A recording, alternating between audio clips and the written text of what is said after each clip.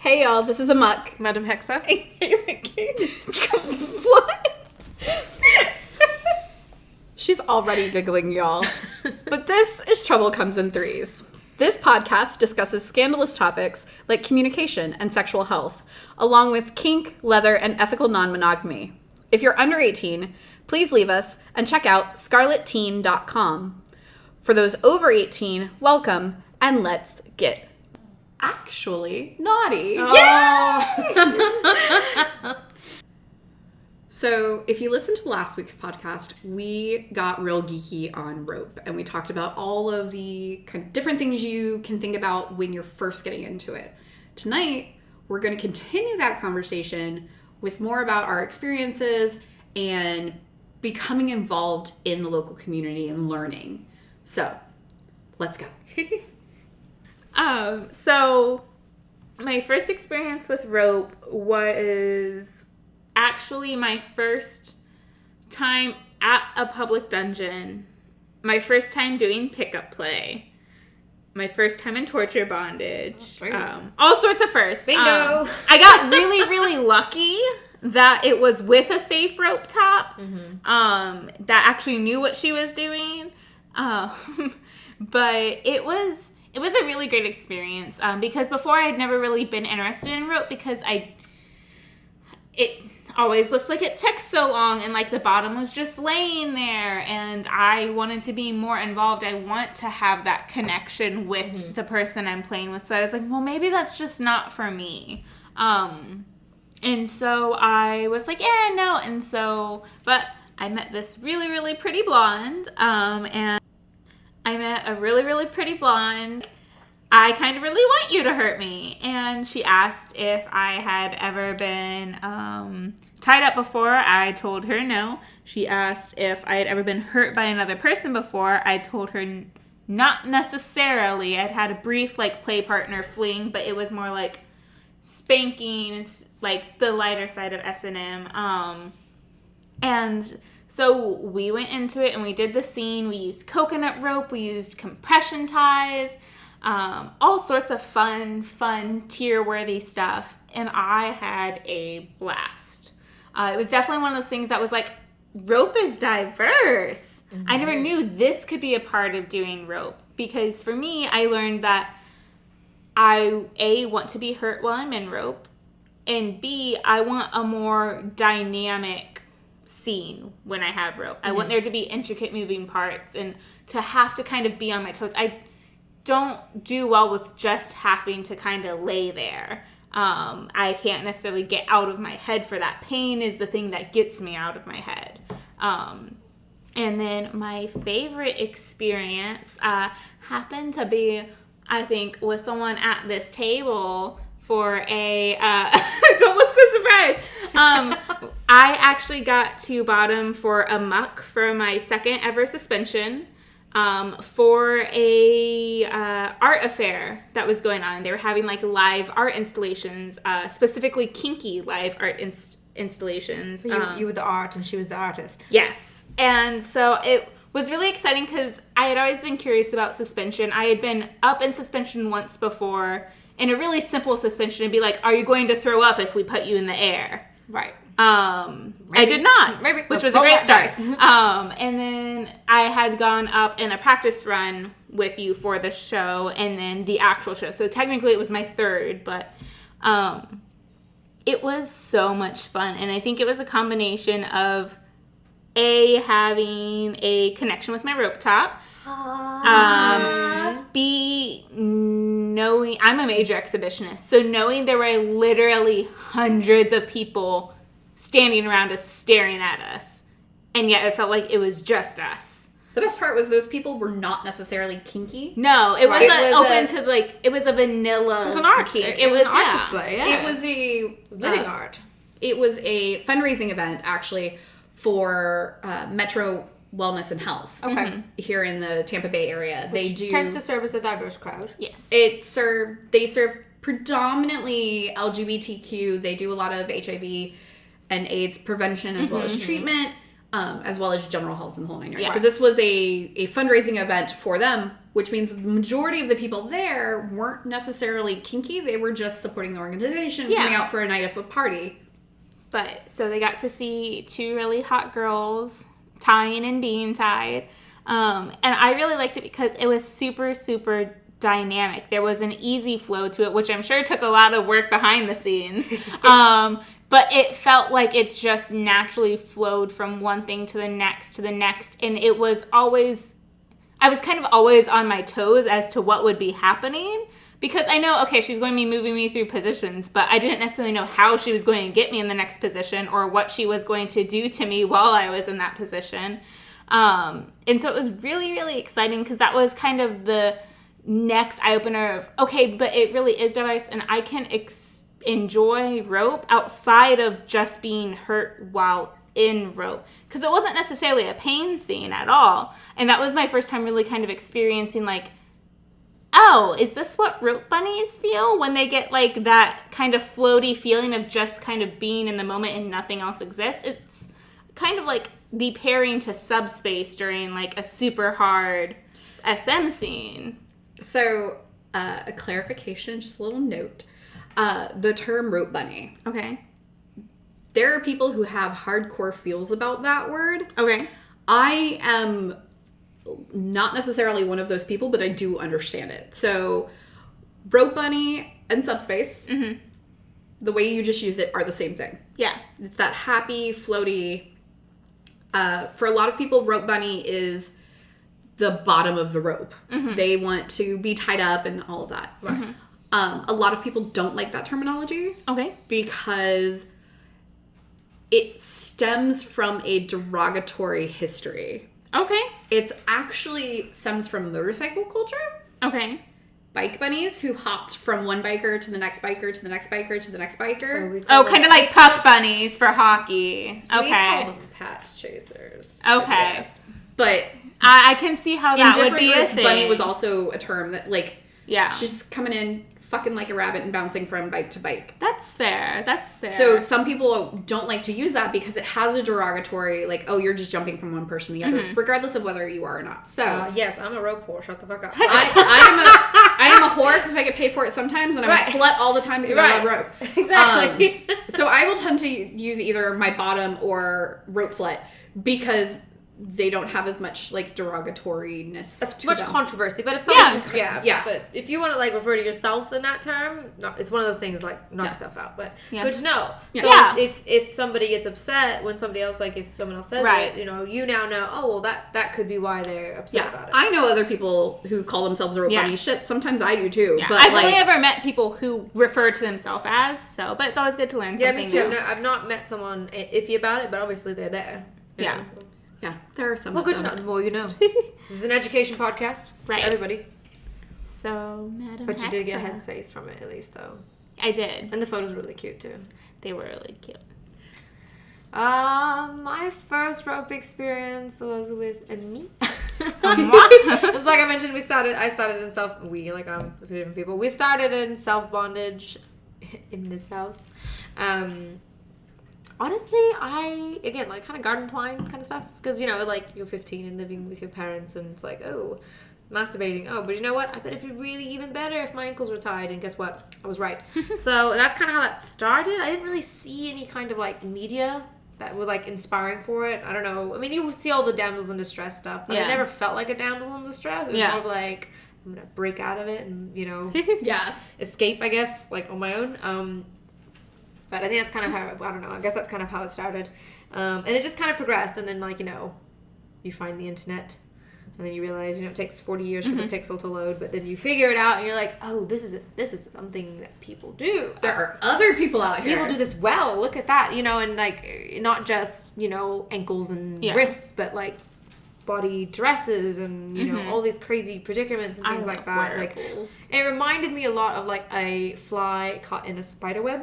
And like the struggle that the fly goes through, like it is inevitable. You're going to be eaten by the spider, but like you definitely like the struggle is like exhilarating in a way. So I think that's kind of how I started and getting involved. I'm trying to think, when did I first bottom for another human being?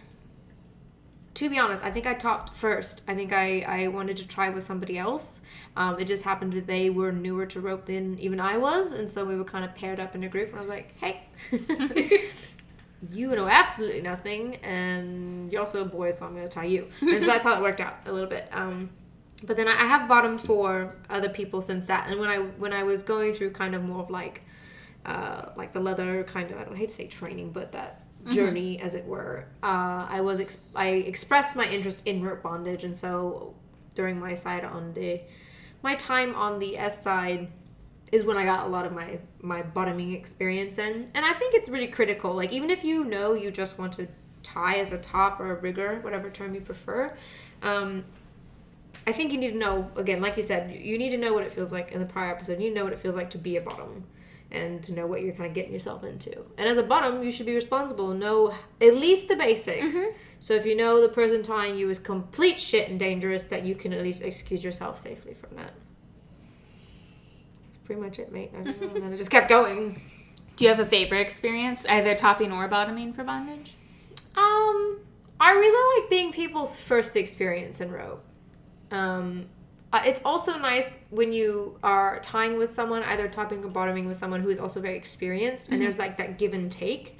There's kind of like a peer exchange. It's a different kind of acknowledgement than when you tie someone who's like extremely better than you and they're being generous with you, or you're tying somebody who is very much a novice, and you kind of have that inadvertent power exchange because you have that authority and that experience.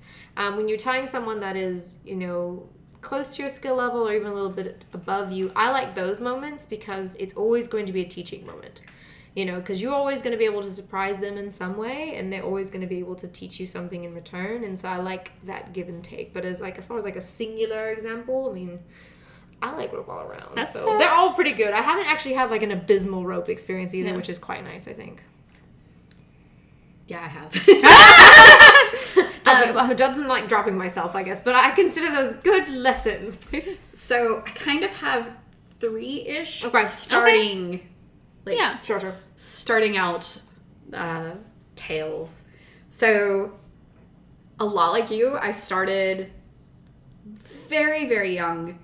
I always loved knots and ropes and stuff like that. And then once I got to probably... Watching Jaws too much, so I didn't say the knots and all that, where he's like, you didn't say how long you wanted I watched it. a bunch of like movies that involved kidnapping. I probably shouldn't have been, but kids born in the 80s go through like crazy stuff. Superheroes. And like, was it Rocky Bullwinkle? Yeah. Or what's the other guy, the Canadian Rocky guy, what's his name? Dudley Do-Right. Yeah. Yeah. Yeah. Rocky and Bullwinkle? Yeah, that's separate. Oh. There's different type of cartoons. Oh, I don't know. Yeah. But Maiden in Distress, whatever. So, when I started engaging in like masturbation and exploring that kind of stuff, probably honestly at like 11-ish, I started tying myself to my daybed. Sorry, Mom, if you're hearing this. She probably knew. I love She her. did. She probably didn't know what to say. She's like, oh, close No, the she definitely wouldn't have. But so I started tying myself to like my bed. Found out that was real, real nice. Yep. And then years and years later, when I was an adult, I found out it was a thing. Like other people like this too. Oh, good. And I had a partner. He was incredibly sweet. He cannot tie his own shoelaces. Oh, no. And he also like felt he had to be toppy. Right. Like he had to be dominant. They want to do this for you. Well, he at the time he felt dominant. Right. He's not. But he felt very dominant. I know people like that. Mostly because, like, it's a guy. He's got that whole persona. Yay, toxic the masculinity. patriarchy. Yeah. But he really could not tie his shoelaces. And so we did have some, like, really, really fun, sexy, fun time bedroom play. Yeah. However, we also had a lot of situations where his knots were terrible. And, like, my brain works like a puzzle cracker. Like, it's constantly looking at the patterns and shifting them. And so it's hard for me, even now, to turn that off. But when he was tying me horribly, and I'm like, oh, that doesn't make any sense. That rope's going to fall. Like, my brain is just picking it apart. Yeah. And then it's so loose that literally if I sneeze, I come out of things.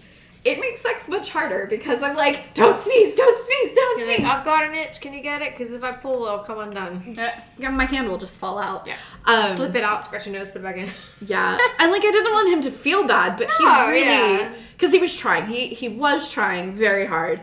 Rope was just not his skill set. Medium. No. So I started, after he and I broke up, I had started playing with some rope on myself and experiencing that.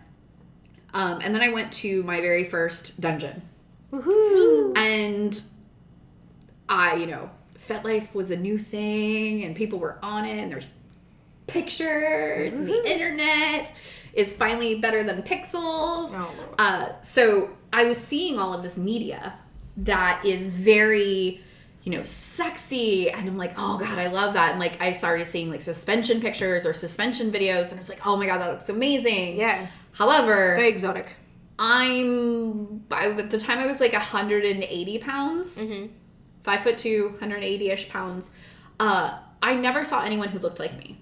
Yeah. I had like 60 plus pounds on almost every model I saw. Oh yeah, they're quite thin, a lot of them. And I had previously had an experience where I went to a club with some friends. It was not a proper dungeon, but it was a kink event at a local bar. And I asked this person to tie me. And he was all about tying my friend.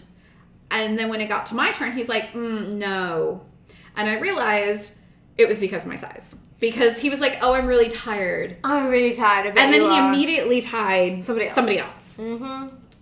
And I was like, great. So I had basically had this feeling like between what I was seeing and the one time I had been out to a club that suspension was never going to be something that I could do. And then I went up to one of the local dungeons up here. Mm-hmm. It was the Woodshed. And I sat there in amazement because of the diversity of the bodies in the building. Mm-hmm. There were big people, there were little people, there were in-between people, there were, traditionally pretty people, they were traditionally not pretty people. Mm-hmm. And it was so cool. I was like, oh wow, this is really welcoming. And like, nobody was looking at me like I was disgusting because I was overweight. Or shouldn't be there. And then I'm sitting watching Master Penguin do suspensions. Mm-hmm. And he did a suspension on someone who was, I think, like 6 foot tall. Nice. And also very round. Right. And I was like, oh my God. It can be done. If that person can do it, I can do it. Mm-hmm. There's no reason I shouldn't be able to do it. Like, Right. I had literally never seen anyone who was bigger than a toothpick do these things. And so seeing someone not only do it, but enjoy it and have fun. Right, yeah, that's the thing too. And I was like, oh my God, like it opened a whole new world because I was like, maybe the physics just don't work when you're working with human bodies to do it when it's this big. Bullshit. Right. If somebody tells you you're too fat to suspend, it's probably because they don't have the skill set. Right. Again, people lift boats with ropes. So I feel like human beings are no problem. Yeah. So Master Penguin actually gave me my first suspension. Oh, lovely. That night. Mm-hmm. And it was amazing because it wasn't a pity suspension. I wasn't told I couldn't do it because of my size. I wasn't, nobody looked at me like, oh God, you're suspending her. Right. It was just a girl being suspended by a really talented rope guy. Right. Like, it was just a period. That night, I bought my first there you go. bondage-specific ropes, some of which I still have to this day. It's nostalgic at this point. Yeah. And yeah, no, I haven't stopped tying since. Nice. Yeah. Or being tied. I think that's lovely. It's a lot of fun. I feel like it's lovely. I feel like it's like, because I'm looking back and I'm thinking about everybody's stories and all that. It's like, I feel like I kind of like slipped in there in a good place, because I'm a little behind you in years. So like I had access to a wider variety of mediums. So I could access, the internet in a way that you couldn't when you were first looking at it. So I had the opportunity to find a wider variety. Now it was still, you had to look. Yeah. You had to look at for specific things. Yeah. And it was all extremes. Again, it was either very thin and aesthetic or it was like far end BBW. And I was like, well, I'm like in the middle. Like I'm average. Like I'm a curvaceous woman. But I'm not a BBW, and I'm certainly not thin. So I'm like, where's the middle bit here? But it's not like it was impossible. Like, you just did it yourself. And nobody said to my face that I'm too fat to be in rope. Maybe for their own good. But, again, no one said it to my face. Maybe they said it behind my back, but I don't really care. If they're not saying it to me, then obviously it's not that important. So I do think it... I think it does matter, the experiences you have coming on. Then your outlook on it as well. Yeah, Go ahead. Somebody telling me that I was too big is actually how I self-suspended, or why I self-suspended for the first time. Well, I would too. If someone told me, I'm like, well, now I have to do it twice. They were like, no, you absolutely can't do that. You're way too big for it. Watch me. And then a couple weeks later, we were at a rope class with a group that used to go on down here, and I was like, I bet I could do that. Mm-hmm. I have safe people to spot me while I do this incredibly dumb thing. Right. And I went up, and the person who said that I was too fat walked around the corner as I was coming down from it. As everybody's like, oh my god, she did so good, blah, blah, blah. And I'm like... Right. You see, I think that's the beautiful thing about the human spirit, is if you tell us no, I mean, we're just going to do it twice. Yeah. Yeah. I think I was very, very lucky my first time, like, going and seeing... Because I didn't really do a lot of research on rope stuff, because it wasn't something I thought would be an interest of mine. Mm-hmm. But I was, like, really, really lucky, because I did mention, because talking... with the rope top who I had my first scene with, she was going through all the different things. She's going through, like, her negotiation checklist, and she was talking about, like, do we want to just do groundwork? Have you ever been suspended before? I was like, no, I don't think... I was like, I don't think I'm self-conscious. I feel like I'm too heavy to go up. And so my first experience with rope was literally her saying the only difference between suspending someone who is super, super thin and someone who is not super, super thin is the amount of rope I use. So I was very lucky that was my first experience with a rope top on that subject. Right. But it's definitely one of the biases that exist within the community. Yeah. Have you guys run into any other biases being in the community longer than I have? Boys don't bottom. Boys don't bottom. And women don't tie. Women are not tops. Boys are not bottoms. You have to be thin, and usually you have to be white as well. Yeah. So the usual biases, in our BDSM kinky fetish community world, but I think we can kind of delve into some of those more. I mean, and obviously that's also coming from like the heteronormative side of kink, because obviously like in gay kink, there's going to be boys bottom, right? Because those are your options. They're all boys. They're boys. They're all boys. Yeah. But when it comes to representation, right. There are far fewer people putting out photography or putting out videos that involve a wider range of bodies, whether it be skin tones, ethnicity, gender. Guys don't get a lot of representation. Gender non-conforming people don't get a lot of representation. People with disabilities, you can still, if you have a physical one disability, of my you're probably going to do the same thing. Oh, please tell me that story again. Do it. Okay. So speaking of disabilities, I set you up. Yeah. So I have a friend who is an amputee. Mm-hmm. It's a bathomy. I don't know if it's above. I think it's. Yeah. Whatever. Yeah. She's an amputee. She ain't got part of her leg. Uses a prosthetic. I was teaching a class on rope and connection. Mm-hmm. And something I try to emphasize is that connection isn't just like sensual or sadistic. It can also be lighthearted and funny. Mm-hmm. Or it could be funny and sadistic or whatever. So her and I had talked beforehand. I had no idea this was not only her first scene, but her first suspension. No pressure. I had known her No, I didn't know. Nobody told me. She didn't tell me. There's no pressure because you didn't know. But I had known her for years and years. So she was very aware. She knew what she was getting herself into. She had just not played publicly and had never done a suspension. And we're like, okay, cool. Let's do this thing. And so we discussed ahead of time. But we didn't tell anybody in class what we were doing. Okay, well, where was the surprise then? Of course. Right? So she goes up, and everybody knows she's an amputee. She sword fights with her leg regularly. It's fairly obvious. I mean, she bought her legs off. she's femme, so she like wears dresses, and her leg is just like not there. It's great. So I take her in, and we end up doing suspension, and it's all like giggles and being cute and adorable and like lighthearted. And I put her up and I suspend her. and her leg is suspended separately from her other leg. And disconnected from her body. And so at one point, we had released her leg on the way up. Okay. So it was still connected, but barely. Right. Like it was unpinched, but it was still there. So she's in this like side suspension. Everything is great. She's looking so pretty. And then I pop her leg off. Surprise! And her leg is just like dangling there. And then I took her and I spun her in a circle and I said, "Stop kicking yourself!"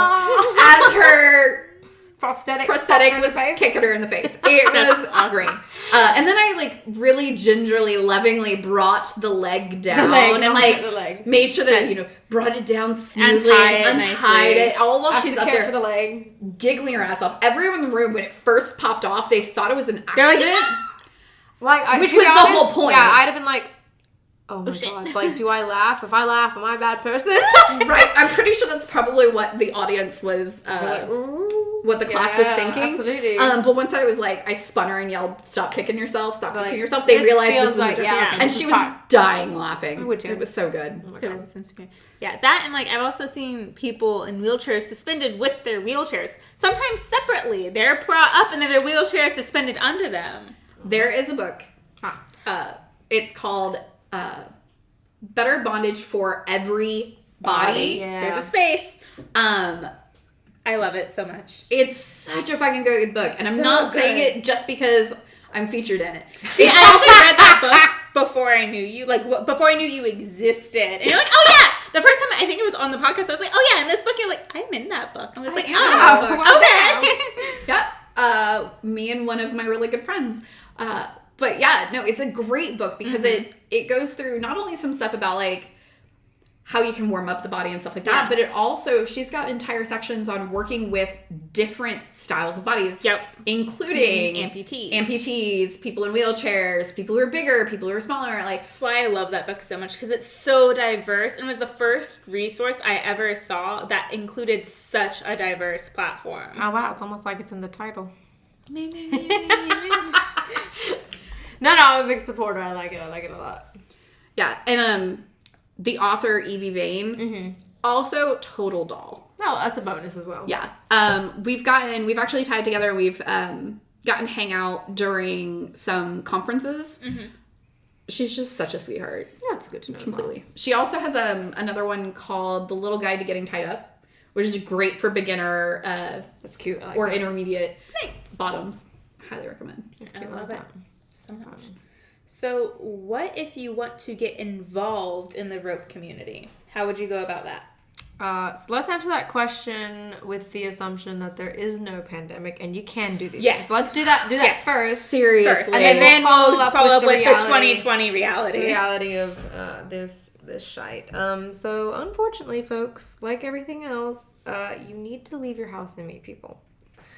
You don't have to, I guess, but I feel like that's the best way. It's like talking to people in your community, hitting up a munch that may or may not be rope focused, and asking around. I'm interested in rope. Who in the area is into it? Who is willing to teach? Are there any classes? Are there workshops?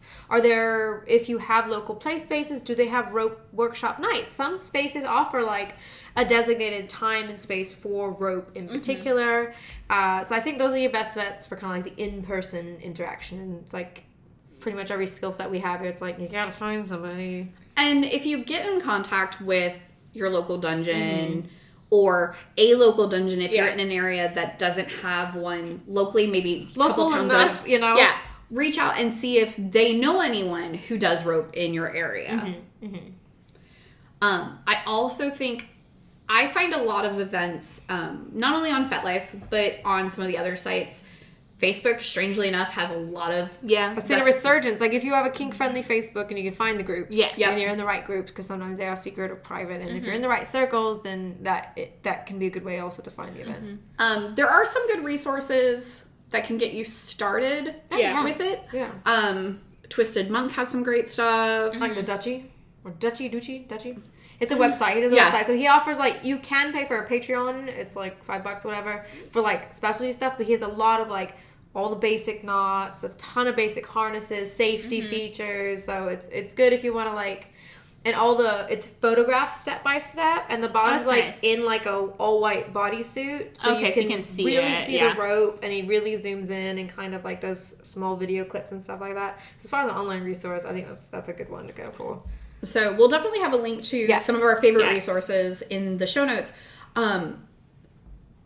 As much as I love the online resources and the book resources, I'm a big book slut. If anyone wasn't aware, I'm a librarian and I love books. There's nothing like finding people to practice with. Yeah. You can do self-bondage, but I really think that it's important to learn with other experienced rope people because the book can only give you so much information. Yes. And sometimes it's nice to just look over and be like, did I do this right? Is this right? Right. You can't confirm it with just the book. Can somebody look at this? Like, is this pulled down tight enough? When you're like fastening a knot? Like, is this really locked? I don't know. We'll find out. It's like, is this Futomomo actually suspendable, or is it going to slide off the minute I try to yank my leg in there? Right. I also really recommend if you're interested to check out to see if there's anybody doing classes or workshops in your area. I know that I have had some amazing experiences when I went to like a 2-day workshop at a local dungeon. It wasn't one of their normal nights. It wasn't, but they knew who was hosting it. I was able to get a ticket for it. And that private one-on-one learning or small group learning is irreplaceable. Priceless. It is irreplaceable. If you are looking for people, vet them.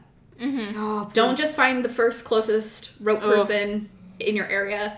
Make sure that you reach out not just to the bottoms they give you, but other people in the community. You know, double check if you do have community resources like dungeons or munches. Talk with the organizers of those. Do they know about this person? Because is that person banned from their events? Right. There's probably a reason why. Yeah, definitely use your resource. Like any kind. If you're meeting people for play or even in a mentorship type role, do your due diligence. That's just a safety feature. It's like dating. Check them out as much as you can before you show up. Yeah. Especially tell if a friend. like Tell a friend. Especially if they're like, oh, I only tie in my private residence when no one else is home. To me, that is outside of my risk profile. I feel like I'm getting murdered and I didn't sign up for that today. So no thank you. I appreciate you, Jack the Ripper, but I'm going to say no. Yep. Yeah. And there are organizations as well. They're like national and international organizations that are devoted to the art of tying. So I know we're both a part of an organization called Hitch and Bitches. Woo.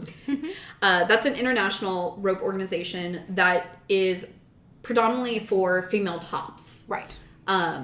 It's giving us a space to practice because I know my experience going to a lot of the rope groups has been the girls are there to bottom and they're not there to top. Even if they are rope tops, like they're coming with their partner, they're going to be this. For us, this was a space for us to go practice and us to go tie. Without this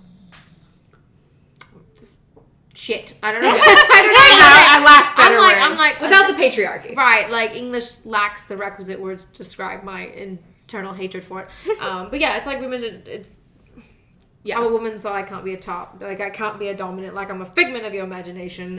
We don't exist. It's like bi people. We don't exist. I don't exist. It's fine. It's cool. We are greedy and non-existent. Yeah. So it's like Schrodinger's sexuality. That's how somebody actually told me that about rope, and I was like, yes, thank you. Because I was like, I top, I bottom, and I in between. Yeah. I self-suspend.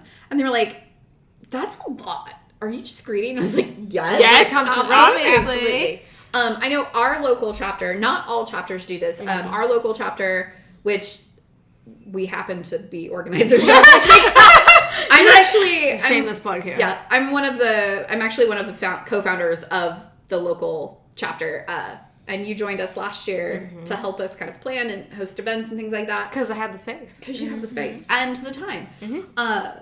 So we also do Hitch and Bitches and Co events. Yes. Which is, it's a female-led, female-identified space. However, other people can come, other genders can come, specifically masculine genders can come and top as long as they remain respectful of the fact that this is a female and gender non-conforming space. Right. Yeah. You have to check with your local chapter on that. Yeah, and if you get too big for your britches, you're out, mate. Yeah. Now, what are the views on bottoms? Do they have to be specifically female or gender nonconforming? They can be no gender restrictions on bottoms. I think the organization, correct me if I'm wrong, is designed to give women riggers the opportunity and the space to practice their skills without the kind of oppressive feel of the shit that is sometimes that man walking up being like, oh, sweetheart, you need some help with that? Yeah, that guy. Yeah, to protect you from that guy. Also, it gives a space for bottoms that are new. It's kind of like a shielded environment as well. Because, again, especially if you are a female or a gender non-conforming bottom, you know, sometimes it feels a little safer to do it when you don't have like an aggressive male top coming at you, because since we are the other in every circumstance, this is a form of aggression in our world, and so it's nice to be shielded from that. Can I tell a really funny rope story that might get me in trouble, but might what not? Story? Rope story. A rope story. So I was so there was a specific male top who just kept on asking, really want to tie you, like, really don't want to tie with you. And finally there was someone that I was talking with who wanted to learn rope. Get a hint, mister. Right. Like, there was someone that I was talking with who really wanted to learn rope, and she had apparently set up time with him for him to show her how to top for rope. And I was like, and she asked me, she's like, will you please bottom for me? I was like, for you? Yes. But if he comes near, but no. But so the thing is, he was showing her on me, and so he was showing her how to do a TK. How convenient for him, right? And so showing her how to do TK, and I think the displeasure on my face was very clear because you mean your resting nice face was gone. My resting nice face is gone. It was that I am doing this because she asked me to, and I really like her, and I want her to be able to learn. And so... Fuck this motherfucker. Yeah. And so I had a few friends that were sitting in, like, the social area of the dungeon watching this happen, and one of them happened to have a laser pointer. And so they're playing with the laser pointer on the wall as he's trying to tie my arms behind my back. And so I'm, like, getting all squirmy, and he's getting frustrated, and I ended up just laughing. He's all like, you saw was a laser. It's not your fault. Right. I was like, there is a red dot, and I'm trying to save you from it, you ungrateful bastard. Right. This is obviously a sniper coming at you. Right. I was like, I mean, but please, but no. And so that was kind of like a fun moment where I was like, I'm gonna make this as uncomfortable for you as it is for me, mate. Right. And like it was just honestly, it was just so boring. Like it got to the point where like even she was like, I don't think you're the one to teach me rope, and like walked away. And hopefully after you were untied. Right, no, he was still there. So he's then like, he's like, I want to sit down to untie you. Can you like lay down? I was like, I don't know. Can you get me to the ground? My arms are behind my back. Like, can you assist me? I don't identify as a brat. I was the brattiest fucking bottom. I had just had it, and I had very, very little respect for him at that point because of all of the flat out saying, I would really like you to stop contacting take a fucking me. Hint, like, take a hint. I was just like, no, you know what? I'm going to let my kitty out. Hardcore. But it was a lot of fun because I was like, pity it wasn't the claws. Right. I'm a little mad at your friend though, who like walked away. Like, yeah, she asked you with to, her. that was not cool because she asked you to bottom for her. And her walking away is not. Yeah. No, I wouldn't say friend. It was a possible play partner acquaintance who I was infatuated with. But yes, it's irresponsible topping to walk away from a bottom, especially if they're still tied. So just impolite. Don't leave me out now, you. Right? I was just like, you can see I'm annoyed with him. You wait till I get out of this fucking rope. You see what right? I was like, but please please tell me you like ixnayed her from your future. Oh yeah, no, I didn't talk to her. Okay. I was just like, I don't think we're matched on this. And then she decided she wanted to be more bottom anyways, and so I was like, well, I can't help you there. Yeah, exactly. Oh, no. rope stories coming to my mind now. It's not for me, but baby girl had her first rope flogging experience. Oh, I love it so much. That's the other thing. So rope isn't just about tying people up. It's not just about bondage. It can be a hitty thing, and it hurts like a mofo. Especially if you're in my fucking space, I will whip that shit at you so fast. That's the easiest to get out of my This was intentional rope flogging because I felt like I was like, oh, we really should play with rope because she likes rope. Yeah. And our relationship originally started as like rope top and bottom. That's how I met her. Yeah, that's how I met her too. Well, the couple she was with was like, you have to meet this woman, and like threw her at me. I was like, hello, small one. And that's how that actually started. But then we started like a rope-based kind of play partner stuff. But so we did rope bondage, but then so I put her into Fudo's and I put her on her knees so she was like a tabletop on the floor, and then much like I did for Kaitlyn, I had her read poetry to me in very poor lighting. That spot reading. I was spot reading Edgar Allan Poe, and it was like, I've never read any like actual Edgar Allan Poe. I was like, here's your education, darling. It was Lenore was like one of my favorite poems. I was like, read that to me. So she's like, yes, ma'am. And the candle lighting is not helpful, I'm sure. Also, you're like behind the bookshelf, so it was very dark. But on purpose. But so we had her in this little predicament bondage, and she's all ganged up. And it's been a while since she did kind of like a more intricate or more involved rope scene, as opposed to just like a little bit of a harness and one limb and stuff like that. So she was kind of balanced on that. And then I picked up an extra bundle, and I was like, So I just kind of like grabbed, I don't know how you do, I just grabbed like the bundle and so like the flails at the end and just kind of like it's so nice. Especially when one starts to like inevitably come loose and turns into like a whip as opposed to a flogger. And the beauty of it too now, and I'm not a fan of like knots at the end of my rope. However, for a rope flogging, very useful. Nice. It's one little knot coming down is kind of like, it's a bit of a surprise. So anyway, anytime she stuttered or stopped in her sentence or paused too long for my liking, not only did she have to start over again, but the flogging continued. So when we got finished and she was untied and she was in bed or whatever, and she's gonna kill me for saying this out loud. But she was like holding her hands over her vulva and she's like, "Girl, calm down." I love it. Yes. But yes, that's an accurate response. That was really hot. I mean, I'm wet. Right. I thought I didn't need a towel for this episode. Damn. I know, and I was like, let me plug in the Hitachi. Did not take the whole Hitachi, just three more strokes, and there it went. So good for her. But so that was oodles of fun, like the rope flogging, her first experience with that, and now it's like I think it's just being added to the repertoire for continued use. So much fun. Find something else for her to do while I do it because I like to keep her busy. Similar to that, my first experience with like having rope used as the impact implement was also my first experience having a rope sandal done. And so it was a bit of predicament. Thousands. It was the second time I tied with the top I had my first scene with, and she was like, "So I know you don't want me to hit you on your feet and you don't want me to tickle you, but how do you feel about really scratchy painfulness on your feet?" I was like, unknown. And she's like, stand clear. She's like, "Is that you would prefer not to, or you'll give it a shot?" I was like, I'll give it a shot. So she put a coconut rope sandal on me, so it went between my big toe and the second toe. And so I had one leg that had the sandal. She put my other leg in coconut Fudo. I was on the A-frame, so I was able to hold on to like the side of the A-frame as well as like one like heart, like one of the like wrist points above me. I wasn't attached to it, but I could hold it for support. And so she let me do that, but then she used the rope as a flogger to hit my arms. That way I was using to like support myself. And so when I let go, I'd put more weight onto the coconut sandal, and then I could try to like lean away, but then it would pull on the... Oh, it was attached to the Fudo Memo. So pull I'm imagining with your arms up, I'm thinking armpit. Like, right where the breast tissue. Can I read now?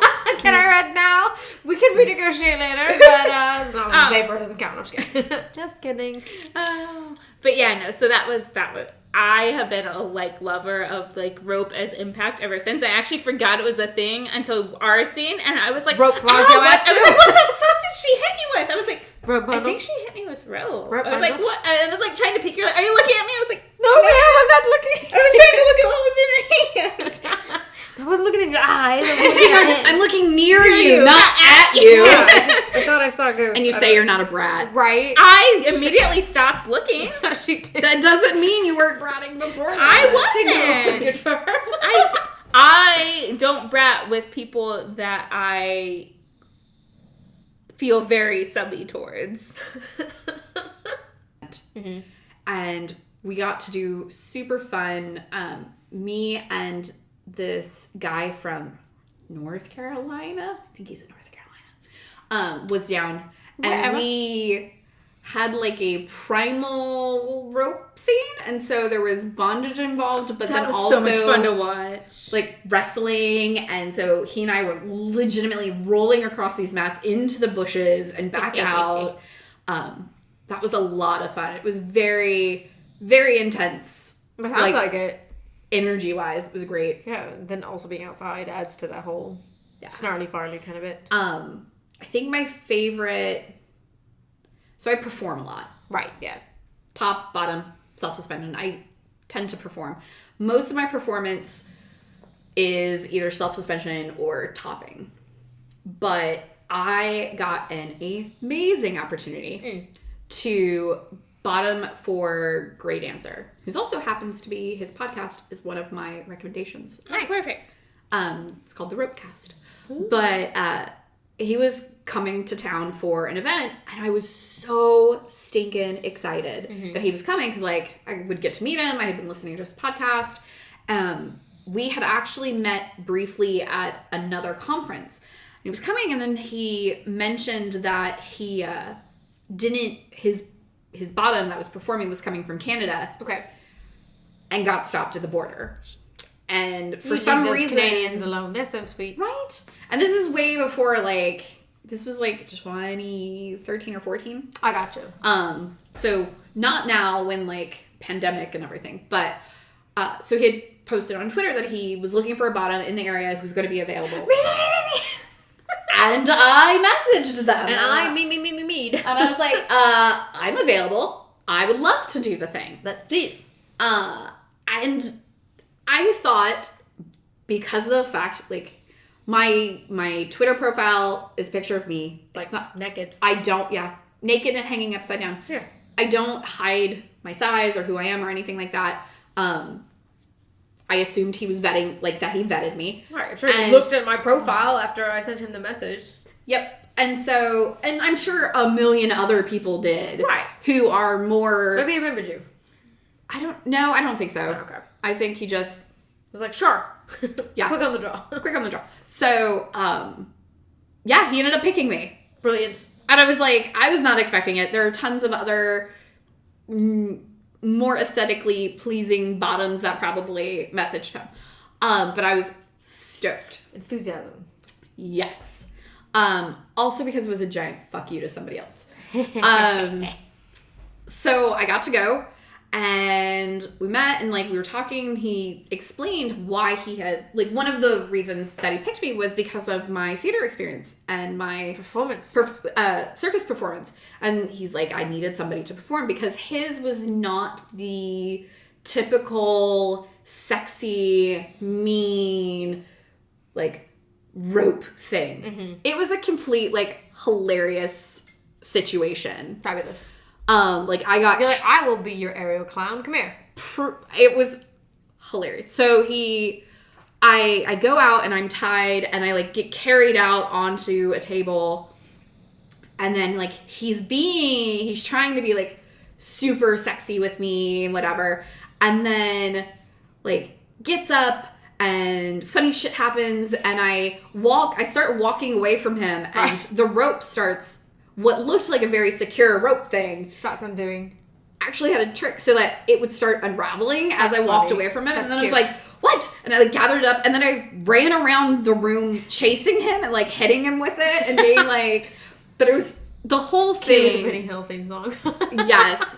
I think he had like 1930s like music going on too. It was just fun. It was sounds like it was fucking fun. Hilarious and super fun. And honestly, the rope was hella nice. Like, he did an excellent job tying me. His personality was great. It was not what the audience was expecting. It wasn't what... So that's the cue of a good performer, though, isn't it? Right. Like, it was... And it was just, honestly, a really fun experience. Like, top to bottom, hella enjoyable. Good. Yay. So, I think that's one of my favorite performance. I have a lot of, like, intimate, sexy time or scene things that I absolutely love, but I think that's my favorite. That's pretty peak material, though, honestly. Especially, like, as a bottom. Yeah. Because especially somebody you admired like that. Somebody that I admired, and, like, somebody who he's this internationally known person. I'm some girl from Tampa Bay who Central Florida knows me. Right. But I've also repeatedly been told big girls don't bottom. And here I am. my sexy ass was walking around everywhere. It was great. Sounds like your ass was running around. Woo. Yup, it was great. It was super fun. So, any final thoughts? On rope and all that? Yeah. This has been a really nice discussion. Yeah, I know. We got carried away, which I love. But it's like two of our big passions, and obviously like anything that can kill Kaitlyn makes her excited. And as we discussed in our first episode, ropes fucking dangerous. Neck ropes are a thing of mine. So hey. Well, there you go. Risk away. Risk away. I think like everything else we talk about, do some homework, make some mistakes, have some fucking fun. That's kind of like my advice for everything that we do. Keep your mind open. Yeah. As a top and as a bottom. Yeah. Because there are some things you can do with rope that'll surprise you. So versatile. I think that's, like we said, that was like one of our key love factors. Yeah. Is that whether it's sadism or bondage or this kind of sensual connection, like kind of that tactile stimulus and all that, there's really not much it can't do, honestly. Yeah. So that's what's great about it. It's like the ultimate toolkit. Love it. It's just so good. It is so good. So go get in some fucking rope, and remember, Trouble comes in 3. and get fucked.